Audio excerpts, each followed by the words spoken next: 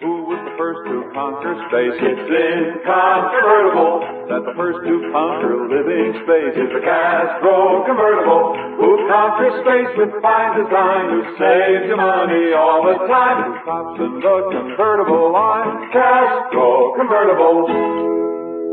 If you'd like furniture that combines beauty, comfort, and utility at an amazingly low price, then the place for you to go is Castro. At Castro, Route 9, a half mile south of the Latham Circle, you'll see the world's largest and most beautiful display of convertible furniture. There are hundreds of exquisite sofas, love seats, and sectionals, ranging from early American and French provincial to ultra-modern. Each converts to the most comfortable bed, and each is priced amazingly low because Castro is America's largest manufacturer of convertible furniture, selling direct to you. Please remember, you cannot buy a Castro convertible anywhere but at a Castro showroom. Castro, Route 9, a half mile south of Latham Circle. Open evenings. Radio 59, WROW. First on the dial, serving Albany, Troy, and Schenectady. And now, another tale well calculated to keep you in suspense. In medieval times, in order to tell a tale of unmitigated horror and suspense, troubadours had to tell of the doing of witches, of werewolves and ghosts. But today, all that's changed. With the coming of science, nobody believes in werewolves anymore. And beside our electronic computers and nuclear energy, the shades of ghosts pale and fade. The setting of tonight's story is here. The time is now. And the most important member of the cast is you. Remember that. Remember that, then, as we listen to Tonight at 5:55 by George Bamber.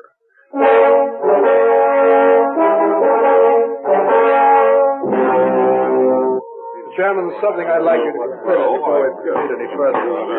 Marine? Yes, sir. What time do you have? 17:30 hours, sir. Make that read 17:32 exactly. Yes, sir. Take up a position of guard outside the door and lock it. No one is to enter or leave this room for the next 25 minutes under any circumstances. Is that clear? Yes, sir. I would like Silence, gentlemen. Quiet, please. Quiet. We have a very urgent matter before the committee. One which we must make a recommendation on as quickly as possible. I have in my hand an official communique that just came over the wire 5 minutes ago. In effect, it is an ultimatum. They have given us 30 minutes to surrender or be destroyed. What? This is it, gentlemen. What are you talking We about? either surrender or die. This is the showdown. According to this cable, either we agree to throw ourselves open for occupation, or they promise to unleash a barrage of intercontinental missiles such as the world has never seen. As it stands now, we have less than 21 minutes and 30 seconds in which to decide what to recommend to the executive. Our time runs out at 5:55. I don't believe it. There it is. Read it for yourself. Let me see that. It's true. I still don't believe it. Gentlemen, this is of essence. Time. We must decide what we're going to do and do it quickly. Have our forces been alerted? Yes. The executive office issued a top priority alert as soon as the wire came in. At this moment, all available aircraft are taking off armed with missiles carrying nuclear warheads. At our missile bases here and overseas, crews are standing by ready to go into countdown. Of course, everyone thinks it is a routine practice alert to avoid panic. But they are fully armed and will attack in earnest the minute he gives the word, should we recommend it. Then by all means attack. Attack now while we still have a chance. Mr. Williams, this advisory group was formed because the decision to attack was considered too grave a responsibility for one man to take upon himself. If we recommend attack at all, it will only be by common agreement. Yes, Dr. Harris. I hesitate to point out that any such attack without first being attacked would be against policy and tradition. Their wire is essentially the same as an attack. A mere telegram is hardly the same thing. Dr. Harrison, the days when one nation assaulted another by throwing an army at the coastline are over. In modern warfare, a nation can be completely wiped out in 30 minutes. We must attack now while we have the ability. May I point out that some reports indicate that they have a missile superiority of 3 to 1. Reports have been wrong before. But if they are right and we fire 100 missiles and cancel one of theirs for every one of ours, that would still leave 200 missiles for them to answer with. I'm not talking about sheer number of missiles. I'm talking about bases. The more bases we destroy, the fewer missiles they have. I know of cases where they have as many as 20 missiles stockpiled at one base. Suppose we knocked out a base for every one of our missiles. Reports indicate they still have twice as many launching pads as we. Intelligence is not infallible. I personally can recommend several occasions in the last war when they grossly exaggerated. Well, I believe they're more reliable than your anecdote. Please. Now, this cannot degenerate into a mere clash of personalities. If we're to decide anything, it must be done quickly and without emotion. Mr. Tice, do you have anything to add to what's been said? Yes, I wonder if I might use the phone. Why? I'd like to call my wife. She's in Washington, and it is most certain to be one of their key targets. If I warn her now, she could jump in the car. I'm sorry, no. But in 20 minutes, she could be well clear of the blast area. Mr. Tice, I have been instructed to keep this information within the confines of this room, for the simple reason that others would feel exactly as you. Each person would have one other he wants to tell. In no time, the highways would be jammed with speeding cars. And in the panic to escape, the traffic fatalities alone would be incalculable. But this is my If wife. it would make you feel any better, Mr. Tice, I could have had my own family in a plane headed for another continent. But I resisted that temptation. We're all in this together. Aren't you going to tell the people? They will be told in time. But they must be told now. All they want is a chance to escape. You can't escape nuclear warfare by running. Some of them could. Maybe not all, but some of them would. Gentlemen, surely you're not so distraught that you've forgotten the basic facts of nuclear warfare? Certainly some will escape the immediate blasts. Most of those living in the more desolate parts of the country will. But they will still have to survive radioactive fallout. The only ones who will survive both blast and fallout will be the ones with underground shelters. And there will be 20 minutes from the time the first missile appears on our early warning screens until the first impact. Plenty of time to warn the people with shelter to go to it and not give panic any more time to wreak destruction than it already has. Gentlemen, the people will be warned. Shall we proceed? All those people just sitting there, waiting. My wife. My poor wife. We have exactly 17 minutes until 5:55. Shall we proceed?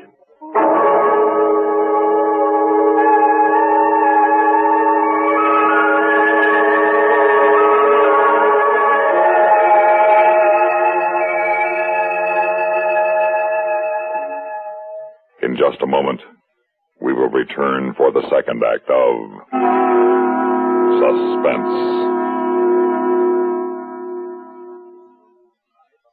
Do you have an air conditioner? Do you have a forced air furnace? If you do, you need to change filters regularly, twice a year at least. When you change, get new Fram Permachem-treated air filters. New Fram, F-R-A-M, Permachem-treated air filters. A revolutionary new development of the world's leading filter manufacturer, these new Fram air filters trap and hold more dirt, dust, pollens, and other airborne irritants than ordinary filters. But even more important, they are the only filters which contain Permachem, the permanent germicidal chemical which kills 99+% of all germs trapped. Keep the air in your home hospital clean with new Fram Permachem-treated air filters. They're guaranteed by Good Housekeeping magazine. Ask your dealer for the brand new Fram change-it-yourself filter kit that fits all room air conditioners, or have your serviceman change filters for you.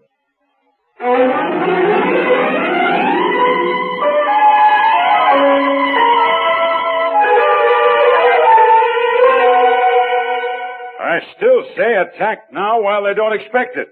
The more we destroy now, the less they can hurt us later on. The American people will authorize the use of their armed might for nothing but retaliation. If we don't attack now, there can be no retaliation. We'll have plenty of time before the missiles arrive. By that time, it won't matter anymore. Please, gentlemen. Now, we're not going to accomplish anything with heated argument. Before we became embroiled, I believe Dr. Harrison was speaking. Thank you, Ed. Gentlemen, I believe there's one question we've lost sight of in all this argument, and that is whether they have any intention of attacking us at all. What? Well, of course they do. We have the paper right here. We have a cablegram that came over the official wire, no more. Now, since that time, there's been nothing but silence, no confirmation, nothing. I, for one, seriously doubt if they have any intention of launching a full-scale nuclear attack on us now or ever. Completely irresponsible. Gentlemen, please. Let Dr. Harrison finish. Before we worry about a nuclear Armageddon, we must first ask ourselves, what do they want? Now, the answer is obvious: world domination. The next question is, if we stand in the way, why didn't they send the missiles instead of the note? Again, I think the answer is obvious. They want to capture us, not destroy us. Here, we must ask ourselves, what profit a man to conquer the whole world if he lose his own soul? What are you driving at? Yes, Dr. Harrison, please be brief. We have only 14 minutes and 22 seconds. Well, suppose we don't surrender, and they carry through with their threat. What would happen? Now, it is estimated that it would take a total of 300 IBM and intermediate-range missiles to put us out of action. Do you know what that many megatons of nuclear explosives would do to a country of this size?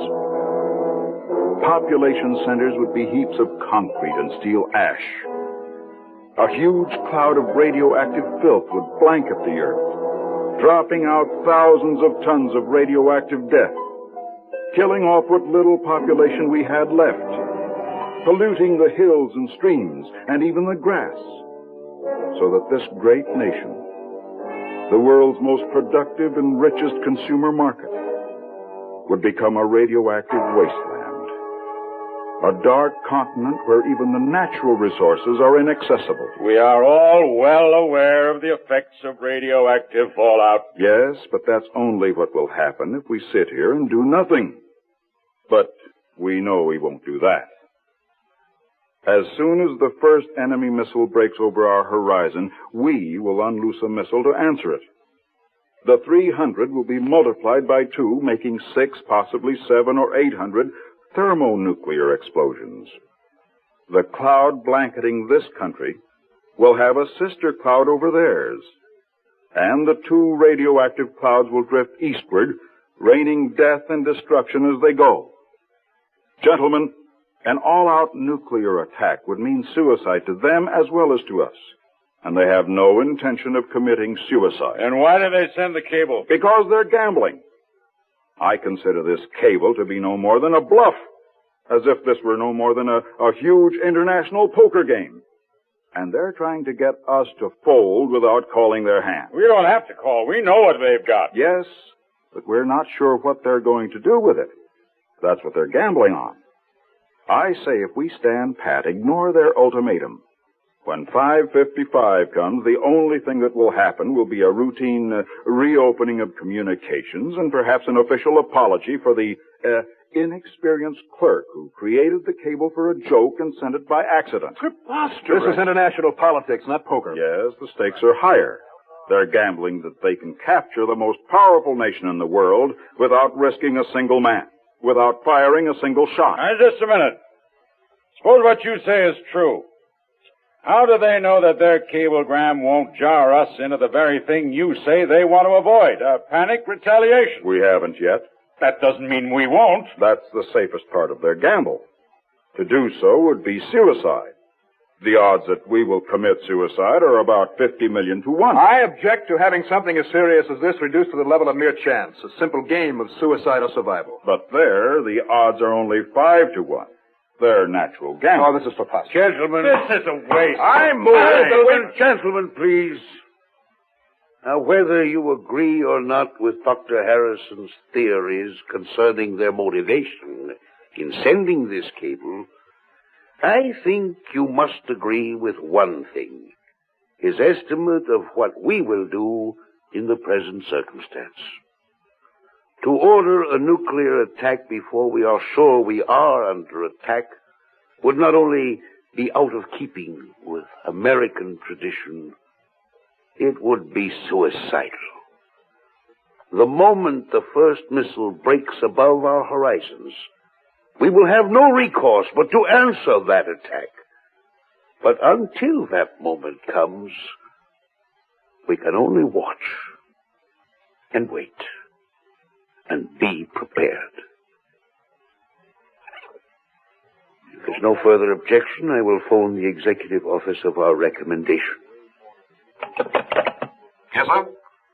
This is Advisory 1. Put me through to command at once. Yes, sir.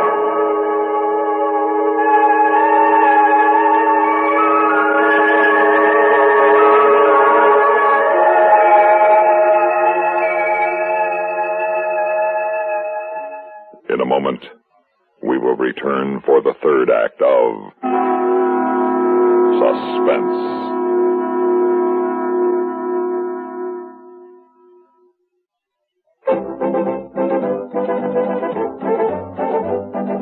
Winston tastes good like a cigarette should. Winston tastes good like a cigarette should. Winston gives you real flavor, full, rich tobacco flavor. Winston's easy drawing too. The flavor comes right through to you. Winston tastes good like a cigarette should. A modern filter? Sure, Winston has it. But that's only the beginning of a Winston. Up front, up where it really counts, Winston packs exclusive filter blend. Light, flavorful tobaccos, specially selected and specially processed for filter smoking. Filter blend. That's why it's fun to smoke Winston, America's best-selling filter cigarette. Winston tastes good like a cigarette should.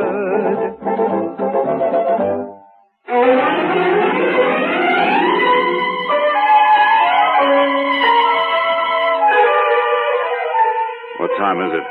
5:46 and 45 seconds. What do you suppose they're doing? I don't know.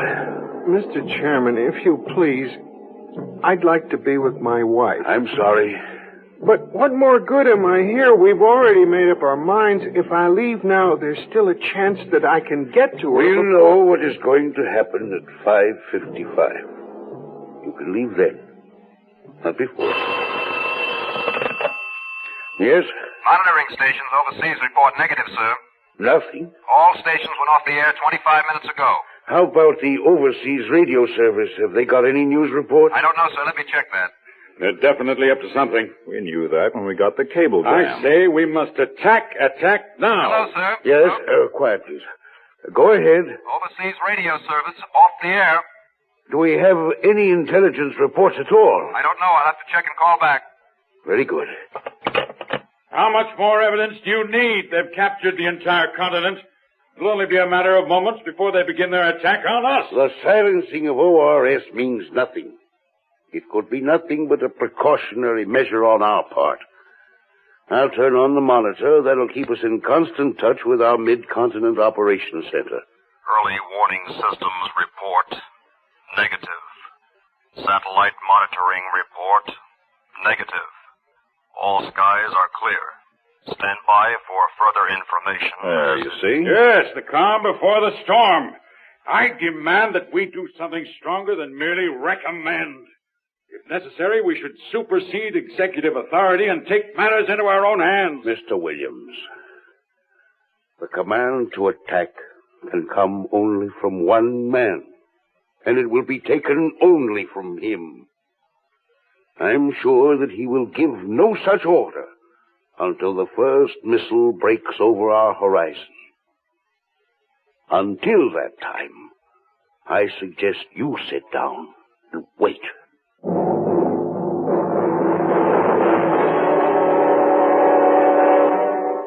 In just a moment, we will return for the concluding act of Suspense.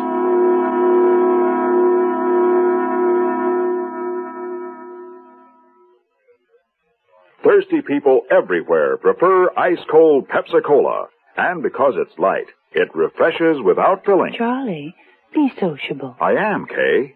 Pepsi is a favorite of thirsty people from Maine to Hawaii, from Alaska to Florida. Charlie. It's perfect for parties or picnics, so serve Pepsi to your guests. That's helpful, but... This is the sociable part.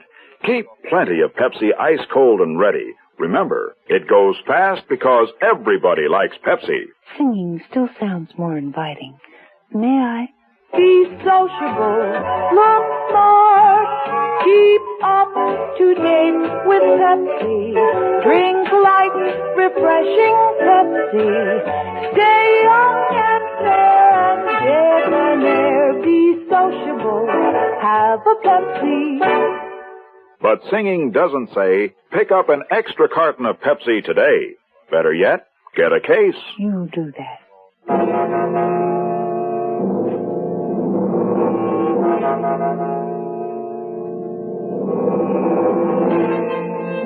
The mathematical probability... There's no time for mathematical probabilities. This is war. There is no war until the first shot has been fired. And that has not happened. And if it does happen, I'm sure we will be the first to be notified. Yes? It's your wife, sir. You know better than to put through a call like that. Oh, I'm sorry, sir, but she said you left orders to be called at work no matter what. It seems it's your granddaughter's birthday, and you gave her permission to call you on the telephone. 45 seconds to signal. Very well. Put her on. Grandpa? Hello, Patty. Happy birthday, Grandpa. No. Happy birthday, Patty. Today's your birthday. Is Grandma there? Yes. 30 seconds to signal. Well, look, Patty, Grandpa's very busy now. Would you give Grandma a kiss for me and then hang up? Yes. Goodbye, Patty. Happy birthday, Grandpa. 15 seconds. Anything new? The sky is clear on all horizons.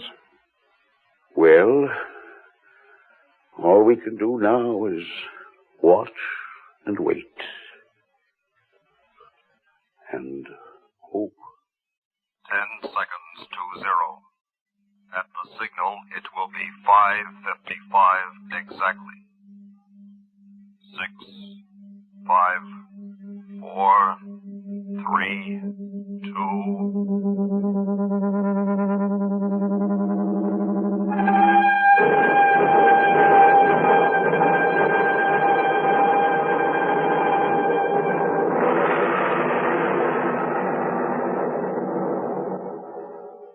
Suspense.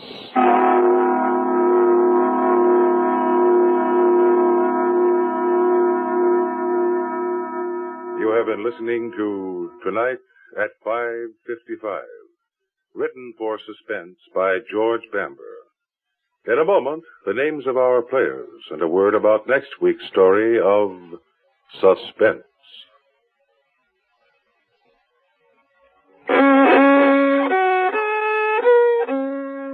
Are you all out of tune because you're irregular? Then help yourself get back in tune with Kellogg's All Brand.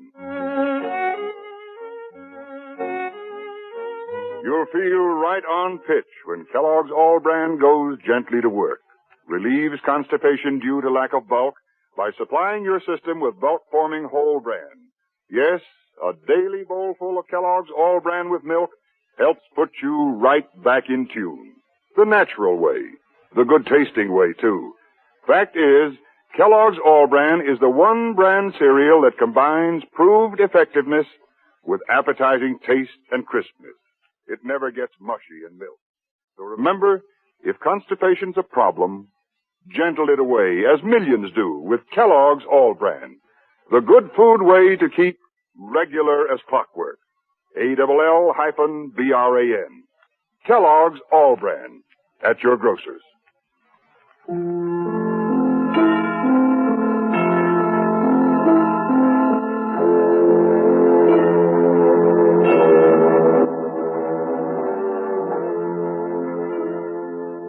Heard in tonight's story were Louis Van Rooten as the chairman, Ralph Camargo as Harrison, John Gibson as Tice, Whitfield Connor as Williams, Bob Reddick as Stinnis, Larry Robinson as the Marine, and Francie Myers as Betty.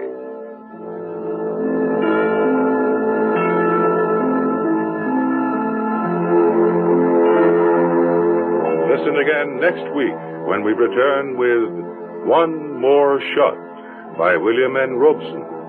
Another tale well calculated to keep you in suspense. The latest news follows, then Have Gun Will Travel on CBS Radio.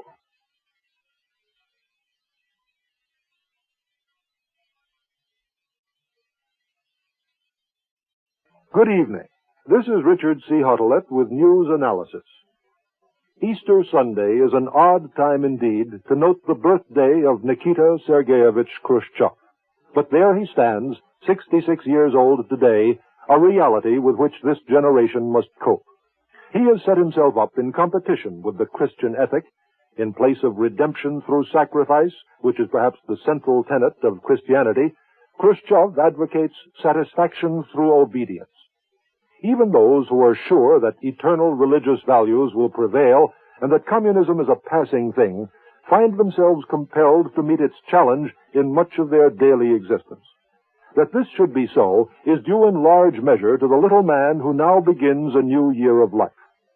Nikita Khrushchev has pictured himself as one who has grown to fit the office he holds. Certainly, there was no visible aura of greatness around him when I worked in Moscow shortly after the war. Even traveling around the Ukraine, of which he was then boss, one saw him as no more than a tough, competent administrator. What was not apparent immediately when he rose to the top after the death of Stalin was the degree to which he contributed to his own success. He was no intellectual giant to command respect as a Marxian theorist, nor was he an old revolutionary. Khrushchev was an ice-cold, practical politician who had clawed his way to the top. He had learned how to fight, to intrigue, to wait, and to survive, and that is the man he is today. When theory suits his purpose, he spouts theory, like self-determination and coexistence. But he drowned the Hungarian rebellion in blood and applauded the Chinese doing the same in Tibet. In moving to the top, he condemned Stalin's personality cult and preached collective leadership. Then he picked off his opponents one by one, Malenkov, Molotov, Kaganovich, Zhukov, Bulganin, until he is now the sole ruler of the Soviet state. Stalin could hold Russia in check through the weight of his prestige and the cruelty of his police machine. In his last years after the war, the Soviet Union became an outcast among nations. Its foreign activities were naked terror, bloody purges in Eastern Europe, the Berlin blockade, the Korean War. At home, it was stagnant, over-centralized, muscle-bound. When Khrushchev took over, he could not have continued Stalin's policy even if he had wanted to. As a practical man, he had to ride the forces of change that burst out all over. And this he has done, following no ideological formula, but only his healthy instinct for power. Russia needs more food, so he took a gigantic gamble in plowing up 90 million acres of virgin land where rainfall is uncertain. He liquidated the state's motor tractor stations and gave the peasants the incentive to produce. He decentralized industry to slip off the straitjacket of top-heavy planning and dissolved the old internal empire of the secret police. He has appealed for the support of the growing technical and managerial class, given it a slogan and an effort that appeals to pride, patriotism, greed, and ambition. Catch and surpass the United States. Khrushchev does not tolerate political freedom, much less opposition. He has the means of iron control. But his hand is not as heavy as Stalin's, and he has given his people a razzle-dazzle show of success. His Sputniks led man into space. His 7-year plan has the economy booming, even providing more consumers' goods. He has organized the satellites in a rational economic system and embarked on a long-range program of penetration in Asia, Africa, and Latin America. He turns crises on and off, arranges trips around the world, and sets the terms on which a summit conference convenes. Today, at the peak of his career, unrestrained by any constitutional checks and balances, unhampered by political opposition or public hostility, he is probably the most powerful individual in the world. Alert, shrewd, resourceful, bursting with energy, he is also a ham actor and a stage manager par excellence. These are the qualities with which he has seized the initiative in the Soviet Union and in his dealings with the West. It is not that he has a superior creed or even that he necessarily follows a communist doctrine. His advantage stems largely from the confusion and lethargy of his Western opponents, particularly where Christian peoples have found it convenient to abandon Christian principles and where the Easter message of sacrifice as the means of redemption falls on deaf ears. This is Richard C. Hottelet, recorded in Washington. This is the CBS Radio Network. Don't save once, save twice. Don't pay more, pay less. Get your king-size deal right now at King Cadillac Oldsmobile, 809 State Street, Schenectady. Here's how to save twice. Buy a new 1960 Oldsmobile at King Cadillac Oldsmobile and you buy it for less. Trade your old car at King Cadillac Oldsmobile and you trade it for more. It means double savings for you. Buy your new 60 Oldsmobile right now and King gives you a book of 12 lubrication coupons. That's a year's free lubrication for your new King Olds. King Cadillac Oldsmobile makes it oh so easy to own the Oldsmobile you've always wanted. You pick the King credit plan tailored just for you. Save 2 ways right now and get those free lubrication coupons. King Cadillac Oldsmobile with new Cadillacs, new Oldsmobiles, and 75 tested used cars at 809 State Street, Schenectady. Open daily till 9, Saturdays till 6. It's a king-size invitation for you. Radio 59 WROW, the news station for the Tri-Cities. You've been listening to the OTR Gold Network. Find more classic radio at otrgold.com.